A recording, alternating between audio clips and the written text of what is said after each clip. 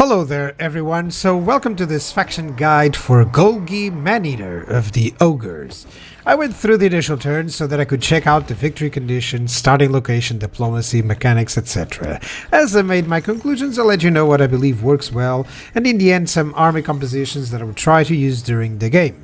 As always, this is not exactly an in-depth guide, but I will give you some tips. It should help you out in starting up with a faction. I believe it is time then to start with he who shall not be fully named, Golgy the Maneater.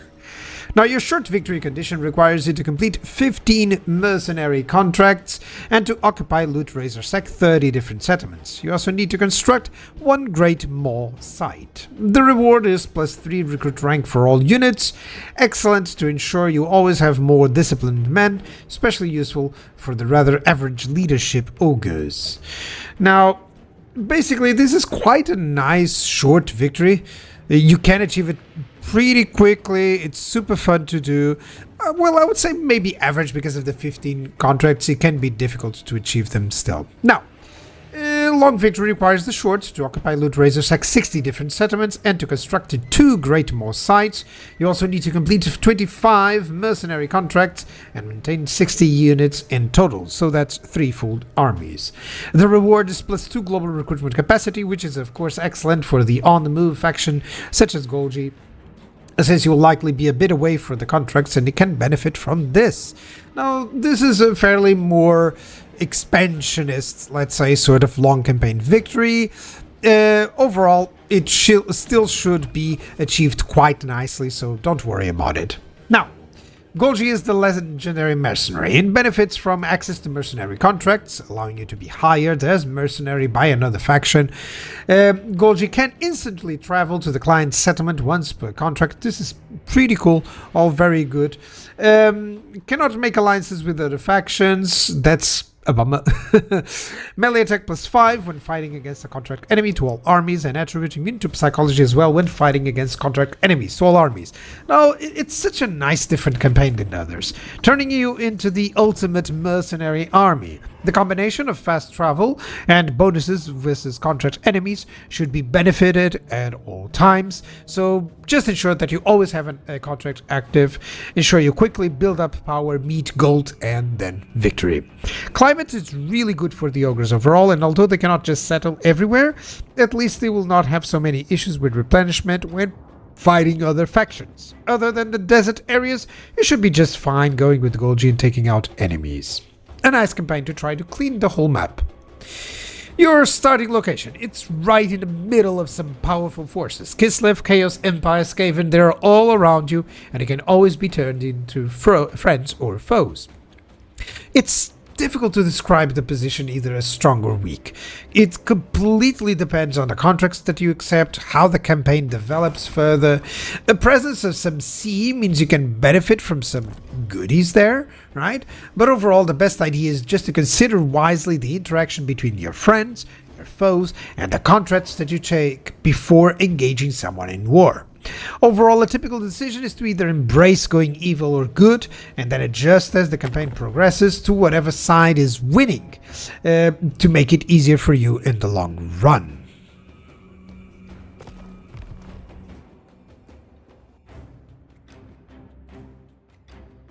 Diplomacy for Golgy is quite neutral because he cannot get allies. Instead, contracts kind of act like temporary alliances, to be honest. Like, all you get is non-aggression pacts or military access and some confederation, of course, options, but nothing else. You can, of course, get non-aggression pacts and you'll be at war, but you cannot get allies. So it's all up to the contracts then.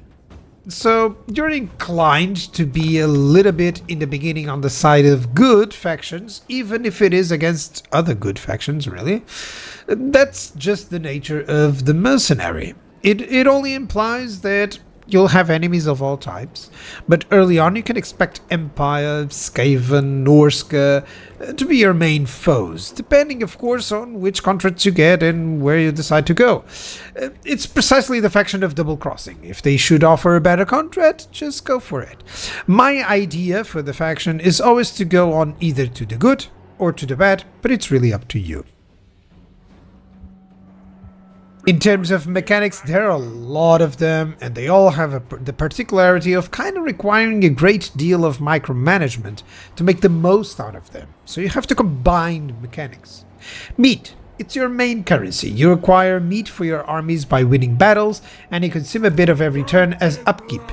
You also use it for constructing buildings in camps, or for instance for doing offers to the Great Maw. Let me show you here. So you do require some meat for the camps.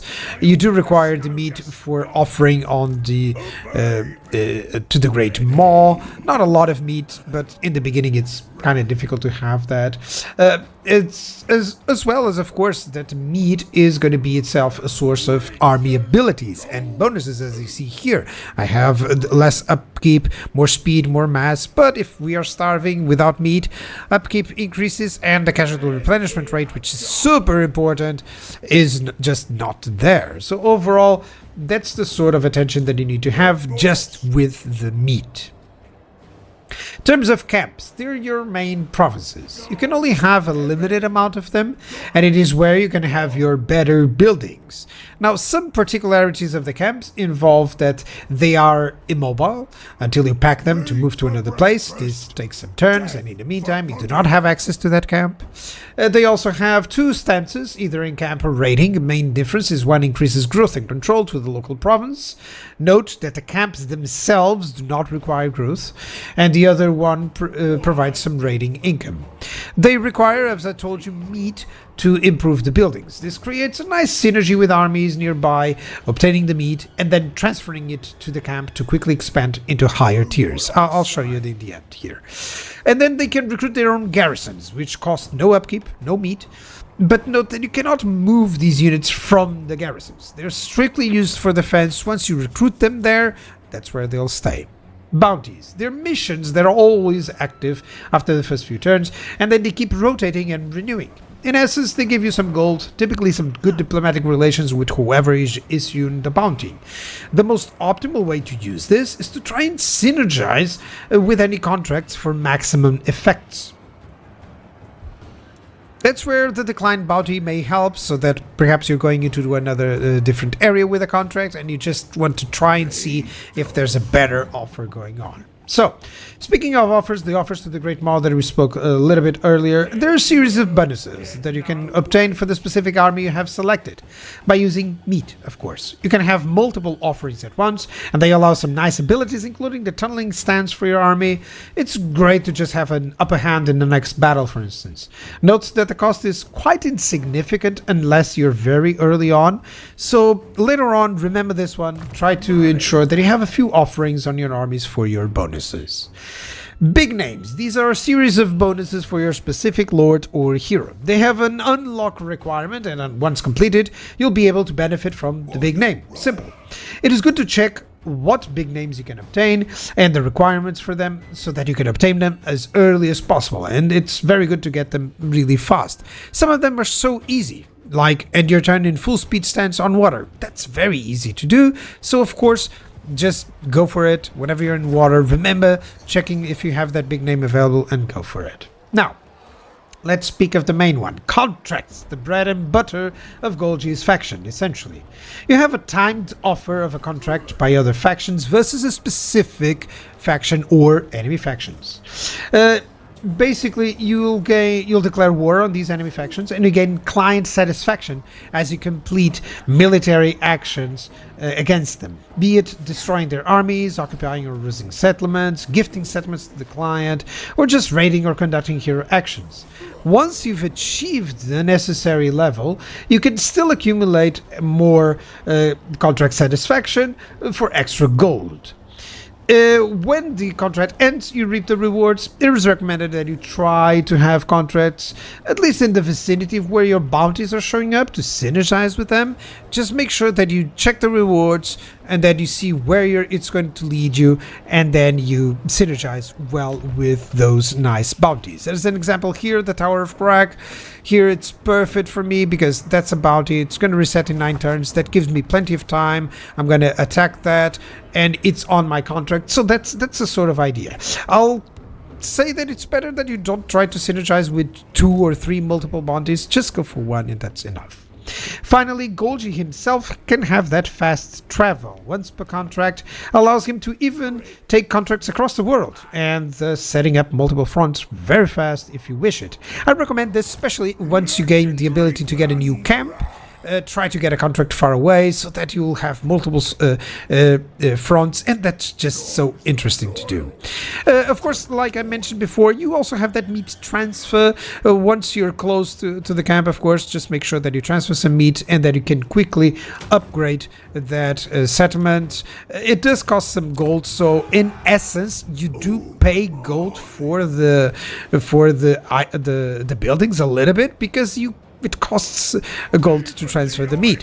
So only very later on will you have some a little bit more meat from the camps themselves that can allow them to continue. In terms of edicts, I mentioned before that camps have only 2, either in camp or raiding. Make sure you adapt to the current situation to benefit from growth and control in your own provinces, or from raiding in enemy provinces. As for your provinces, you have edicts for control, +4, campaign movement range reduction for enemies and growth. Then you have chance of a plague spreading, -40%, and income from buildings. Corruption -5, recruit costs -5, and local recruit capacity. That's perfect, especially here in Hellpit. It does synergize really well. Overall, these are good ones to overcome most difficulties, nothing really too special. In terms of army stances, you have the possibility of tunneling, remember? Okay, using the offer of the Great Maw. Then you have in camp, costing 50 movement, enabling replenishment and immunity to attrition. Raiding, which gives income and some meat. Immunity to attrition, costing 50 move. Note that if you raid, of course, remember that it's devastating to your income. Then you have ambush, which costs 25 movement points, and forced march. Fairly typical set. Just note that you should be using the raiding as needed, given how you can be starving for food or income in some circumstances, especially early on. As for the buildings, let's start with the minor settlements. You have 3 military buildings, providing a decent range of units. Actually, you can make some early to mid armies with just minor settlements alone, having some missile choices, some fast units, a little bit of anti-large here, some giants, some casters available, some units with shields. You have a little bit of everything, other than, let's say, a nice cavalry unit. You have about everything that you would need for that mid game. Especially these are not just early game ideas. You can definitely have some armies well into the mid game with this. Now, overall, in terms of a small note, your buildings do cost gold here. They do not cost meat, so of course make sure that you use the gold for that. Infrastructure, you have a growth casualty replenishment rate, a basic income building, meat upkeep disabled on the higher tier, the hero recruitment control and reduced attrition. Then you have a research rate and corruption. This is nice early on, as well as the hero recruitment, so that's why I would recommend getting some fire bellies early on. A couple of these buildings should do really well for you to get some nice research. Then we have the potential of some great resource buildings. They give you a lot of recruit options, such as these exotic animals. Gives you a tier 5 thunder tusks, actually a tier 3, which is crazy good. Still, that's all for the minor settlements. Let's go on to the camps, which are, of course, the main settlements. You have 5 military buildings, adding some extra units to the already good minor settlement buildings, by the way. And of course, tier 4, tier 5 units, there will be your main late game armies, composed mainly of man-eaters and crushers, as well as stonehorns and thunder tusks. Yeah, that's typically what you want to do. Note that you cannot build everything, you have to choose, so, well, choose wisely, especially early game. Now, infrastructure, you have an income from raising, sacking, looting, and the circle of influence increase, as well as income from raising. Well, lots of incomes there. This is more of a meat based building, as it says. Variety of bonuses, including disabling meat upkeep in the last stage, which is perfect. This is always welcoming. Then you have the upkeep reduction, recruitment cost reduction, global recruitment capacity, local recruitment capacity. Perfect, of course, to use the camp as a military production. And then I have a very basic income, which still gives some nice income from post-battle loot for everything, which is rather perfect. Definitely recommend that you have all the infrastructure buildings as quickly as possible, and just perhaps focus the military buildings on the minor settlements for the beginning, unless it's the advanced military ones, as you see there, for the crushers or for the man-eaters. But overall, you can do a lot with just getting the camps for quick infrastructure. Research has been split into two, one for the army and other for the campaign benefits. Okay, campaign benefits just include as well the providing you with more camps. The camp limit is always interesting because it allows you to, of course, have multiple camps, and with just one camp, it's already cool that you can have it moving. With more camps, it's just so great.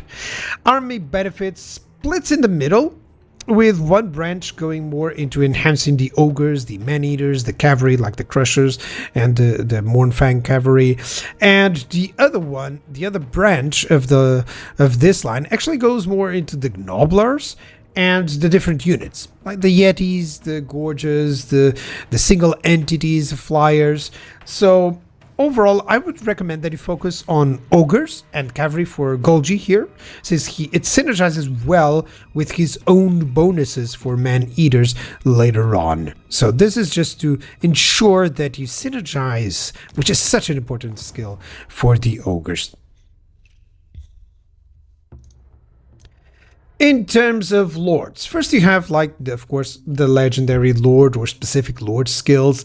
Note that this is very important to synergize with the type of army that you'll be fielding. Then you have the melee or the yellow line, the casting line. Sometimes you have a second line of specific ones, like here. Then, of course, you have the red line or the army buffs. It's important to ensure that, of course, your army fights better. And the blue line for campaign, which provides you some nice advantages. Precisely on the blue line, let's speak a bit about it. It has the important ones, the reduced upkeep and the casualty replenishment rate in the late stages, some nice bonuses for sacking and looting settlements in the beginning as well, or growth for the first part. So overall, I recommend going sack and looting into the second part of the line, so because you will always benefit from those bonuses, while for instance growth is really only in the beginning. Red line is quite average. It has the particular notion of splitting up the early game units and then the late game units, and then it splits them into class further. So it's a lot of splits, and it's precisely how it actually happens as well in the research. So this emphasizes that synergy. If you go into one specific red line skill, please ensure you're going into that direction in the research as well, so that you can have that synergy. A note on heroes such as, for instance, the Butcher. Let me go onto the other screen, which is better for that, from the camp. So overall, the Hunter does give you some nice bonuses to the Saber Tusks. We'll get there, but it is the Butcher that gives you the replenishment troops, which is so important as well for the Ogre, especially on a nomadic style faction. You always want to be on the run, and it also is a caster, so it's a perfect addition to any army, really. Now here are all the red line skills again for the ogres. Note that once more the split is in the early game units and then late game units, and then you have the split between the style of units. So if it was for me, I would join some, maybe ogres with the nobblers or nobblers with the missile units to have a little bit more early game units. You get that skill and it still benefit later on, which is really not the case with the ogres. So you got to choose, and that is a difficult choice to do. My idea is to always synergize well. And for instance, let's give you an example. Golgy is typically well set for a man-eater based army. So all I have given him is just some mobility or firepower, but you have plenty of other options should you choose, of course. Remember that he also benefits ROR units, so make sure you have some in his army at least. But overall, the biggest issue here is that it's not like you can pick some redline skills early on because you barely have the units at that point in time. So you're going to have to choose whether to just go research to get some better units or use the offerings from them all, you know. Then we have some bruisers ideas here. You can of course have some Maneater armies with firepower, or some cheaper tier 3 armies with a lot of mobility, or even the benefits from the hunter buffs. Don't neglect those. Hunters are great to get those monsters going really well, especially the Saber Tusk packs. They work so well. Paymasters, they have some great benefits for upkeep and increase of elite units greatly. Like, this is the perfect lords to have for your more expensive tier 5 or 4 or 5 armies, for instance, as illustrated here. But of course you can still use with some minor units. And finally, you can have some nice options of lower tier Gnoblar units with some support. These are good to capture some minor settlements and just raid overall, or just use as a secondary army to follow you and to just be cheaper. That's the main idea. You know, you gotta be cheap with the ogres in some army compositions. Now, let's talk about army progression. This is so hard for the ogres, and especially for the Golgi. So basically the units you start with are not the ones you will want to progress for the late game, and there are only a few synergies in terms of the buildings progression and the red line progression, as you can see here. So early on, you can get maybe a hunter quite fast at tier 2 with saber tusks, and you can progress. You know, you're gonna have some fast presence on that battlefield, and then you can progress quickly in tiers. Get some Mournfang cavalry, any man-eaters that you can. Start building towards that late game man-eater based composition.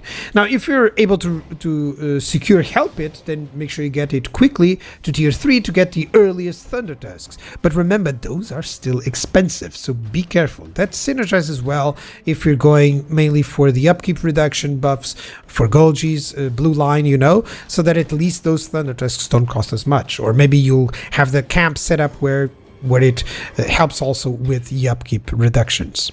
So overall, once you get that tier 4 or 5 army, nothing can stop you. That's just a brutish army that can handle with anything. And of course, you do have low numbers of redline skills that you need to use because you don't have choices in the early game. You can choose them as well, of course, you know, nothing wrong with buffing the ogre bulls, but it's not like it carries you into the late game. So overall, it's a very difficult army to explain any progression on. I just hope I did a good job here.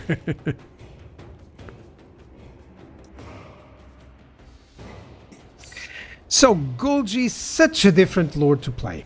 You'll often just wander around the enemy territory without any issues, and then you're gonna go in for a contract and another, collecting rewards and progressing fast towards your late game units. Now, this is also a downside because sometimes you're gonna be without any wars, and you kind of need to keep the battles going and to keep the meat coming, you know? So you're going to need to get some battles going on, some enemies going on, and sometimes even outside of the contracts, which can be a little bit of a waste, so be careful with that. Now, it is recommended once that you focus on acquiring meat early to develop a quick tier 3 camp. It's quite important for you because of all the possibilities of the man-eaters, of the crushers or the Mournfang cavalry buildings. So it's really important that you try to get that as soon as possible. Also, emphasis on the minor sentiments. It gives you the necessary income and military early on, especially those that have some resources on them. Help It, for instance, is almost always my way to go, that I would recommend. Go off the rats. It's always really cool, and you'll get that tier 3 building giving you Thunder Tusks, which is so important. Now, remember that once you have 2 good armies, meat should become fairly easy to obtain, but also it is important to note that every single army needs meat, and there's not exactly a way to transfer. So you gotta fight with that army. You gotta ensure that it can fight and it can acquire the meat necessary for them, okay? This meat-based economy is quite nice to check, but reflects the importance of having a nice plan. And this involves everything that I've spoken about. The minor settlement buildings, the research, the camp buildings, the bounties, the contracts, having synergies between them.